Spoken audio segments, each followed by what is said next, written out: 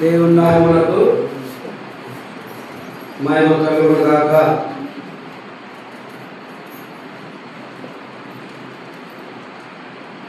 మొదటి భాగంగా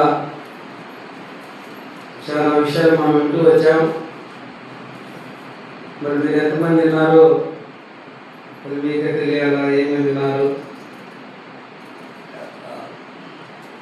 రెండవ భాగంగా కీర్తనల గ్రంథం 30వ అధ్యాయం చివరి వచనాన్ని చదువుకున్నాం. పలికేదిగా నేర్చుకోండి అందరూ.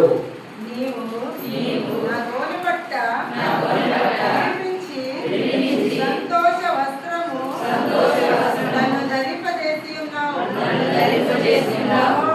యెహోవా నా దేవా, నిత్యము నేను నిన్ను స్తుతించెదను.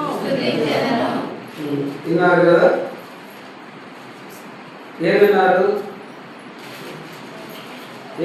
ఇప్పుడు మన మిత్రుడు దావీదు మహారాజు ఆయన తాను కలిగి ఉన్న మొదటి స్థితి ఏమిటో ఇప్పుడు ఇక్కడ చెప్తున్నాడు. తాను కలిగి ఉన్న మొదటి స్థితి ఏమంటున్నాడు? దేవా, నీవు నా గోల పట్ట విడిపించి సంతోష వస్త్రము నన్ను ధరింపజేసి ఉన్నావు కనుక నేను నిన్ను స్తుతిస్తాను. అర్థమైందా?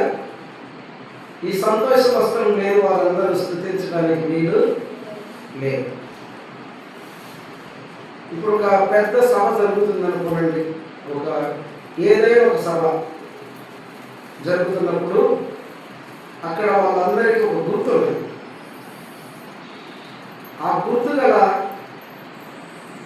వస్త్రాలు కానీ ఆ గుర్తులే ఆ సభలో ఉంటాయి కదా. ఏ సభకైనా సరే ఒక గుర్తు ఉంటాయి. అర్థమైందా మాకి? జెండా గుర్తు, ఏదో గుర్తులు ఉంటాయి. అందరూ అదే గుర్తులు ఉంటాయి కాబట్టి అక్కడ తిరుగుతారు.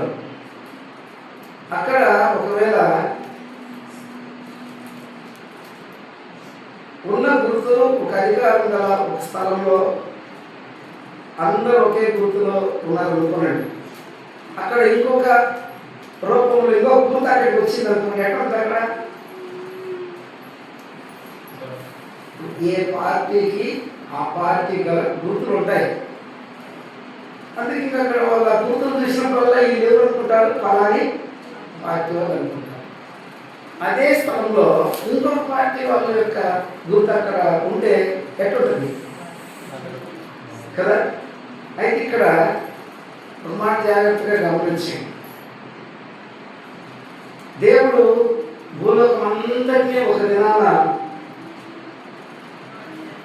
దినాన ఆయన నిలబెట్టుకోబోయే దినం రాబోతుంది. ఆ రోజున అందరికీ ఒకే వస్త్రం ఉంటుంది. అందరికీ ఒకే వస్త్రం ఉంటుంది. తలా ఒక వస్త్రం ఉండదు. అందరికీ ఒకే వస్త్రం ఉంటుంది. ఆ రోజున ఎవరైనా ద్వారపట కట్టుకున్న వాళ్ళు అక్కడ కనపడితే ఎక్కడుంటుంది? ద్వారపట కట్టుకున్నవాళ్ళు అమ్మా ఎక్కడుంటుంది? అక్కడ అందరూ తెల్లని వస్త్రము, పరిశుద్ధమైన వస్త్రాలు ధరించి గొప్ప సభ ఉంది, జరుగుతూ ఉంది. ఆ సభకు పెద్ద ఆయనే.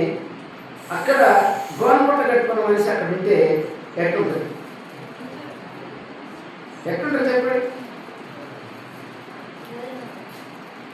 ఇక్కడ నేను ఏమంటున్నాడంటే, నా గోనపట్ట విడిపించి నాకు సంతోష వస్త్రాన్ని ధరింపజేశారు. మరి ఈరోజు దావీదు మహారాజు కంటే మనందరం గొప్పవాళ్ళం కాదు. మరి దావీదు మహారాజు గోన పట్ట విడిపింపబడిన వాడుగా కనపడుతున్నాడు. మరి ఇక్కడ మనందరం ఎవరికి ఉన్నాయి వాళ్ళు ధరించి ఇక్కడికి వచ్చారు. అది వేరు. ఎవరికి ఉన్న బట్టలు వాళ్ళు ధరించుకొని ఇక్కడికి వచ్చారు. దేవుని ఇంట్లో ఇక్కడ అవకాశం ఉంది. అక్కడ మాత్రం అందరికీ ఒకే బట్టలు ఉంటాయి. ఇక్కడ మాత్రం ఎవరి ఆలోచన ప్రకారం వారికి బట్టలు ఉంటాయి. అయితే ఏమంటారంటే నా గోనపట్ట విడిపించావు, నాకు సంతోష వస్త్రాన్ని ధరింపజేశారు. మరి గోనపట్ట ఏదో తెలిసిన, ఈ గోనపట్ట సౌండ్ వస్తుంది. ఈ గోనపట్ట ఏది?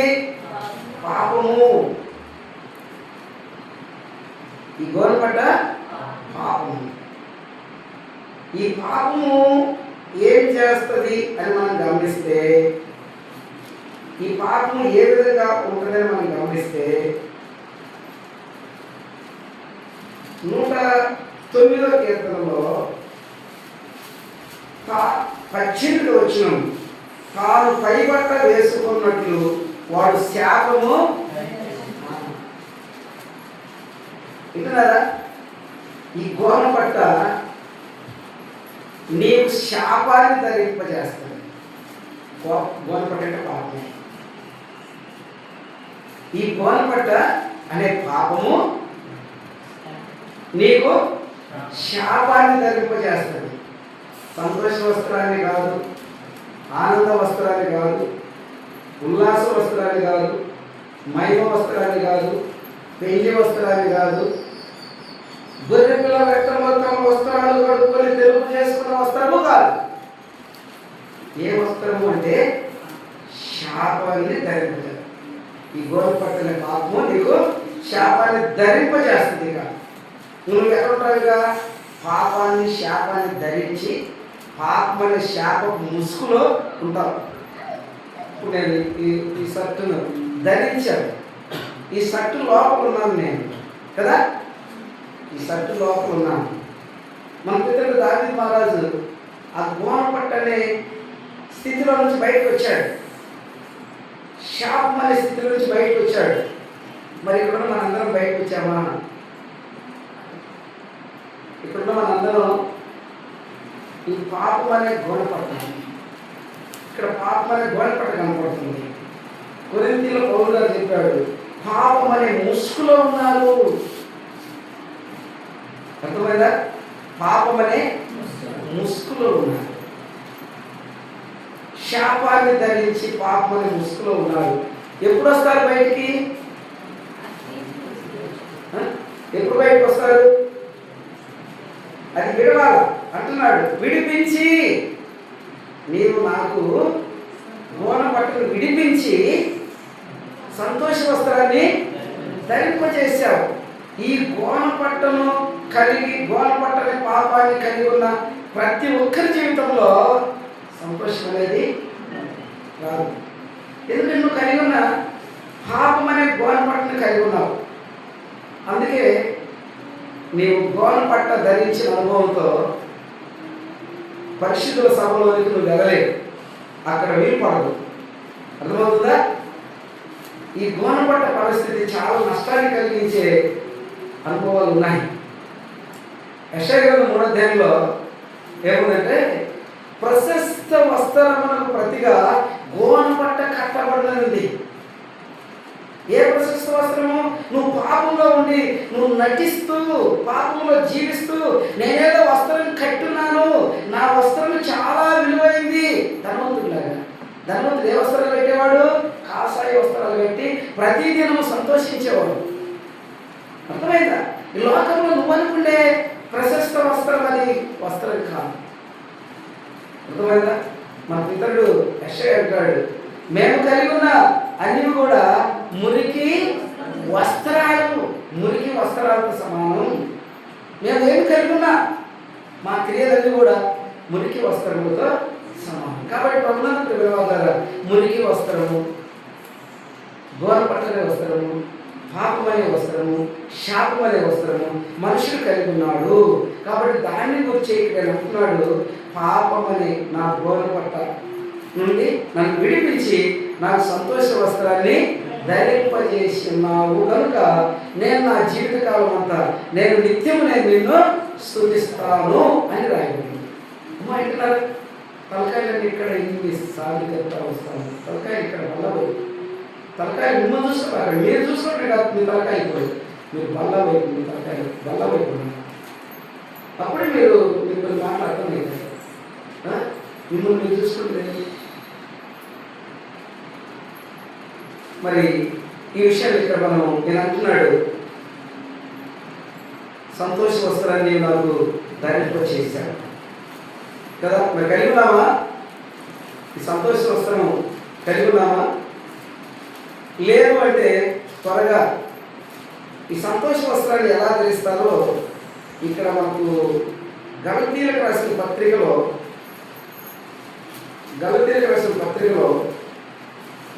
ఈయన పరిశుద్ధుడు పౌలు గలతీయులకు రాసిన పత్రిక ఒక మాట చెప్తాడు. ఏం చెప్తాడంటే,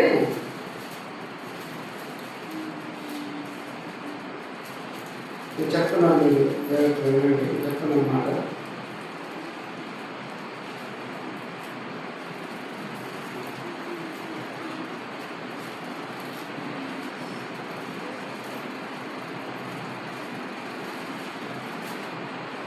నా 3వ అధ్యాయము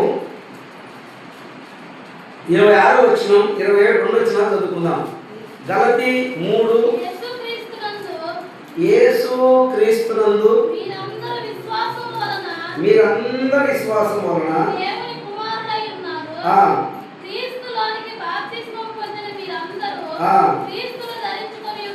చాలు వింటున్నారా? క్రీస్తు యేసులోనికి బాప్తిసం పొందిన మీరందరూ క్రీస్తును ధరించుకున్నారు. ధరించుకున్నారు. ఇప్పుడు ఇక రాసేది చూసేది చదివేది మానుకొని తలకాయ పెట్టండి. క్రీస్తు యేసులోనికి బాప్తిసం పొందిన మీరందరూ క్రీస్తును ధరించుకున్నారు. క్రీస్తు అంటే ఎవరు తెలిసిన? అభిషిక్తుడు. క్రీస్తు అంటే జయించిన వాడు. ఈరోజు ఎవరి దగ్గర ఈ 2 పనులు కనపడటం లేదు. జయింపు కనపడటం లేదు, ప్రత్యేకత కనపడటం లేదు. ఒక యేసుక్రీస్తుని ఎరిగినారంతే. అంటే పేరు నోటితో పెదవుతో మాట్లాడటం మాత్రమే తెలుసు, కానీ హృదయంతో అనుసరించడం తెలియదు. క్రీస్తు యేసులోనికి బాప్తిసం పొందిన మీరందరూ ఏమన్నారంట? క్రీస్తును ధరించినారు. అర్థమైనప్పుడు ఇప్పుడు ఆయన ధరించుకుంటే గలతీ 2 ప్రకారంగా నేను సిలువైపడ్డాను కాబట్టి ఇప్పుడు నేను జీవితం నాది కాదని పౌలు గారు ఎలా చెప్పినాడు. ధరించుకున్న తర్వాత ఇప్పుడు ఆయన నేను ధరిస్తే ఇప్పుడు నాకు ఆరోపణ ఉండదు, నా ఆలోచన ఉండదు. ఇక్కడ దేవుని మాటలు తల పైకెత్తండి. ఇక్కడ తల పైకెత్తి బల్లవైపు చూడండి. మీరు ఎందుకు మిమ్మల్ని చూసుకుంటున్నారు? బల్లవైపు చూడండి. తల మీ తలలో కిందికి వచ్చి శాతం వచ్చి ఇక్కడ చూడండి. క్రీస్తు యేసును ధరించుకున్న నేను ధరించాడు కదా. ఇప్పుడు నా చెయ్యి కానీ, నా దృష్టి కానీ, నా మాటలు కానీ, అర్థమైందా? అరికాలు మొదలుకొని తర్వాత కానీ ఇక నేను కాని స్థితి ఉన్నాను. అందుకని ఇక్కడ ఒక మాట అన్నాడు చూడండి. కొరింథీయులకు రాసిన పత్రికలో 2 కొరింథీ 2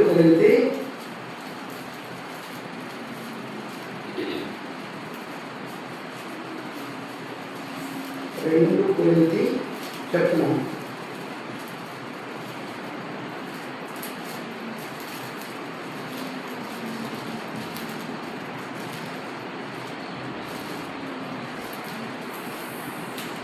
మొదటి కొరింథీ రండి. మొదటి కొరింథీ 6వ అధ్యాయం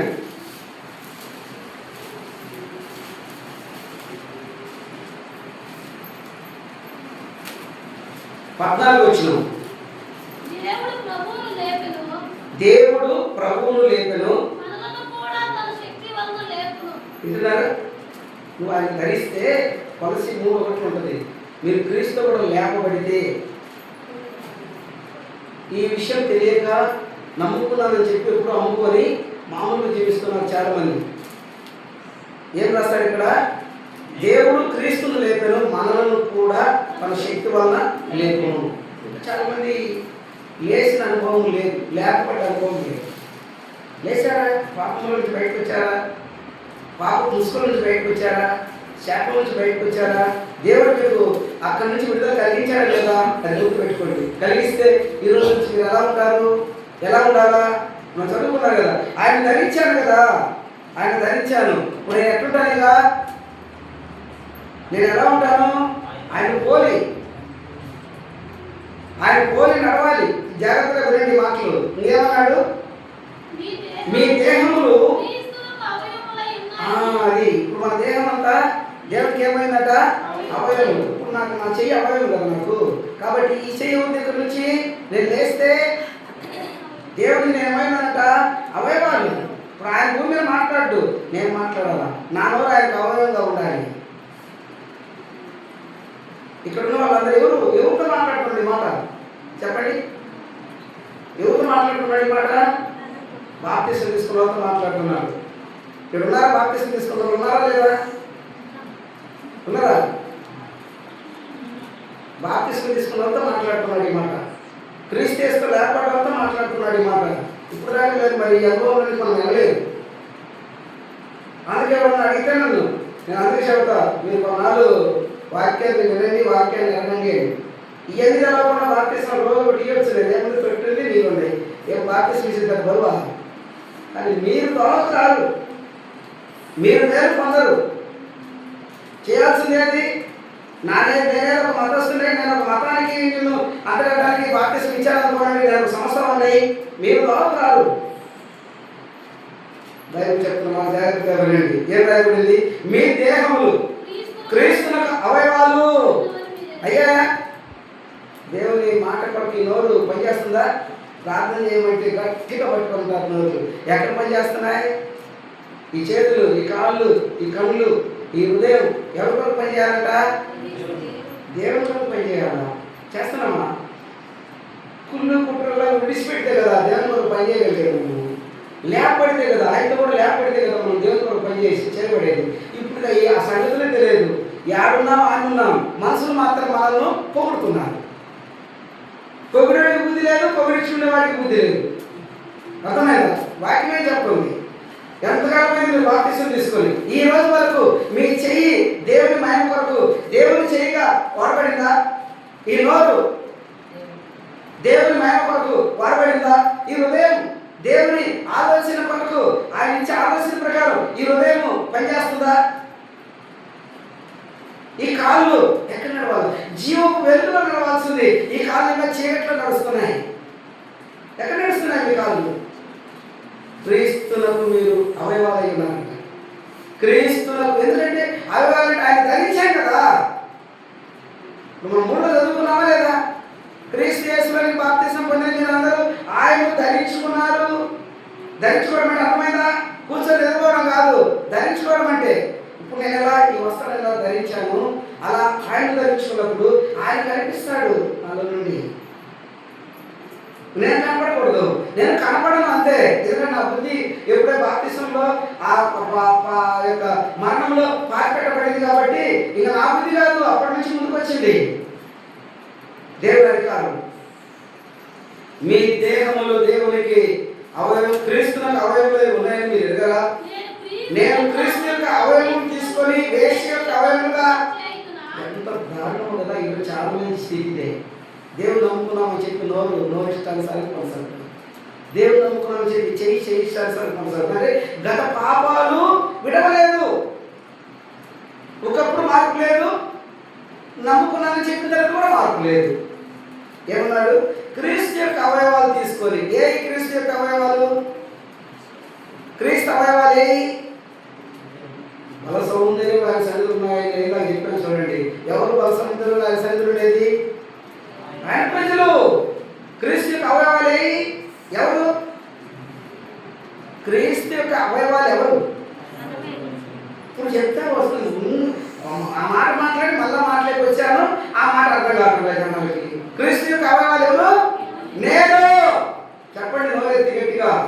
ధైర్యం లేకపోతే ప్రయోజనం ఏముంది? క్రీస్తు యేసులోని బాప్తిసం తీసుకొని నేను ఆయన ధరించాను కాబట్టి నా దేహము ఆయన వలన నాకు ఇవ్వబడింది. ఆయనకు నేను అవయవమై ఉన్నాను. ఇక నా చెయ్యి నా ఇష్టం కాదు, ఇష్టం కాదు, నా ఇష్టాన్ని శిలువలో ఆయన కొట్టేశాడు. ఆయన నా ఇష్టాన్ని తీసుకొని శిలువెక్కి ఆ శిలువలో మేకుతో కొట్టేశాడు. ఇక నేను నాది కాదు, నేను ఆయనకు నేను అవయవమై ఉన్నాను. ఇందులో ఇంతవరకు ముందుకు ఎవరు వెళ్తారో ఈ రూట్లో వారు దేవుని చిత్తాన్ని నెరవేర్చేవారుగా ఉంటారు. ఏం రాశాడు ఇంకా? అది ఎంత మాత్రం తగదు అంటే తగని స్థితి కలిగి ఉన్నారు జనాలు. ఏదైతే తగదో దాన్నే కలిగి ఉన్నారు. అక్కడ అర్థం కావట్లేదు జనాలకు. ఏది తగదో, ఏది చేయకూడదో దాన్ని చేస్తున్నారు. ఏది తగదో దాన్ని తగే విధంగా చేసుకుంటున్నారు. ఇది న్యాయమా? ఇది న్యాయం కాదు. న్యాయం కార్యాన్ని అనుసరించు ఏ ఒక్క విశ్వాసైనా సరే దేవుని రాజ్యంలో వారసులు కాదు. ఎట్ట ఉన్నారు? ఆయన నమ్మకస్తులు చూస్తా ఉంటే నువ్వు నమ్మకస్తుడిగా లేవు. ఆయన పరిశుద్ధులు ఎత్తులాడుతుంటే నువ్వు పరిశుద్ధత లేవు. ఆయన సంఘాన్ని సిద్ధపరుస్తుంటే నువ్వు సమాజంలో ఉన్నావు. ఎక్కడ నీకు దేవునికి రూట్ అవుతుంది? ఆయన సంఘాన్ని సిద్ధపరుస్తున్నాడు, నువ్వు సమాజంలో ఉన్నావు. ఆయన పరిశుద్ధులు ఎత్తులాడుతున్నాడు, నువ్వు పరిశుద్ధత లేవు. నమ్మకస్తులు కోరుకుంటున్నాడు, నువ్వు నమ్మకంలో ఎంత మాత్రం లేవు. ఇక ఎలా ముందుకు వెళ్ళే అవకాశం ఉంది చూడండి. తర్వాత ఏమన్నాడు? ఆ తర్వాత ఏం రాయబడిందంటే ఒక మాట మనం చూద్దాం, ఇంకొక మాట 19 చదువు చక్కగా, అంటే తొందరగా అర్థమయ్యేది. ఇప్పుడు ఇక్కడ కూర్చొని వాళ్ళకి అర్థమవుతుందా? నిద్రపోయేది మానుకోండి. ఎంతోమంది చూస్తూ ఉన్నారు. నిద్రపోయేది మానుకోండి. ఇక్కడ రాయబడింది మీ దేహము దేవుని వలన మీకు అనుగ్రహపడింది. ఎట్లా అనుగ్రహపడింది? ఆయనలో బాప్తిసం పొందడం ద్వారా ఆయన నిన్ను ఆవరించాడనుకోనండి, నీకు వస్త్రంగా ధరింపజేశాడనుకోనండి, నీవు ఆయన్ను పొందినావు అనుకోండి. ఆయన కొరకు నువ్వు జీవించే జీవితంలో ఇక్కడ రాస్తాడు మీ దేహము దేవుని వలన మీకు అనుగ్రహపడింది. చెయ్యి, కాలు, నోరు, కన్ను, హృదయం, కాళ్ళు, అరికాలు మొదలుకొని తల వరకు. ఒకప్పుడు ఎట్టుంది? అరికాలు మొదలుకొని తల వరకు. ఎక్కడా ఎందుకంట స్వస్థత లేదు, నెమ్మది లేదు, పచ్చి పుండ్లు, గాయములు, మెత్తలు చేయబడలేదు, వడకబడలేదు, తైలంతో కట్టబడలేదు. ఇప్పుడు కట్టబడ్డావు, ఇప్పుడు వడకబడ్డావు, మెత్తలు చేయబడ్డావు, చక్క చేయబడ్డావు, అరికాలు